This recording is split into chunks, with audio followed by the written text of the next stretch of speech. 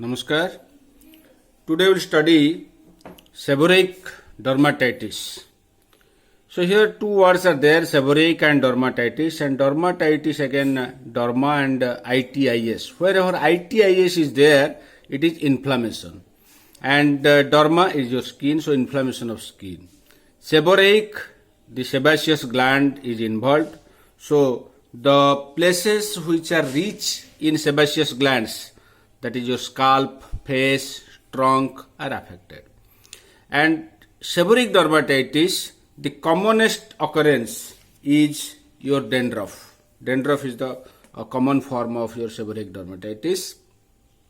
So there will be scaling, itching, and sometimes the seborrheic dermatitis leads to eczema called seborrheic eczema. So the scales can be dry, grey and flaky, or yellowish and greasy. So two types of scales will be there, and the scaling occurs due to increased epidermal turnover. So there will be increased epidermal turnover which leads to scaling. What are the predisposing factors to seborrheic dermatitis? Winter season, excessive sweating and sebum production, change in composition of sebum, alkalinity of the skin, emotions, Parkinson's disease and other neurological disorders. Genetic background is also another cause. In addition to that, the fungal infection, pityrosporal yeasts, that also causes seborrheic dermatitis. How? This fungus, this pityrosporal yeast, contains one enzyme called lipase, which converts the triglycerides to fatty acids, and these fatty acids cause dermal irritation. So that leads to your itching. So seborrheic dermatitis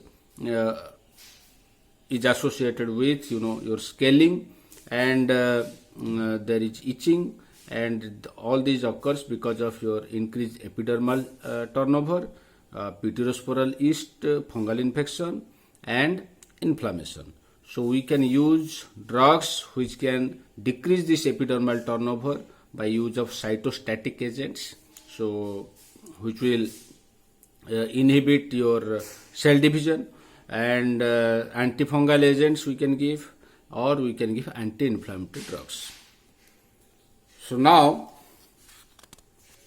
the anti-seborrheic agents, we can classify them. So all these drugs can also be used as anti-dandruff agents. We can use topically in the form of shampoos. So anti-pityrosporal or antifungal drugs includes your imidazoles like your ketoconazole, and in the form of shampoo, cream, gel, etc. So 2% ketoconazole is used. Then we can also use salicylic acid, 2% aqueous cream, which is having antifungal action as well as your keratolytic action. Then we can use cytostatic drugs which inhibit the cell division, decrease the epidermal cell turnover, and reduce scaling. And the drugs include sulfur, coal tar, selenium sulfide, zinc pyrithione. Sulfur and coal tar, in addition to cytostatic action, also shows anti-pityrosporal action. So antifungal action is also there.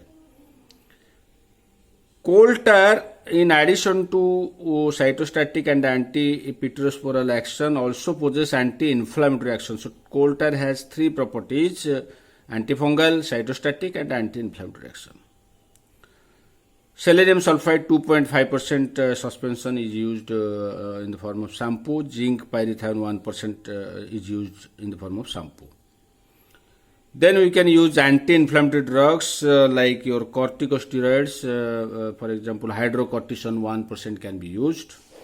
And we can also use antiseptics like your chlorhexidine gluconate solution 1.5% plus cetrimide solution 3%. So this is all about anti-seborrheic agents.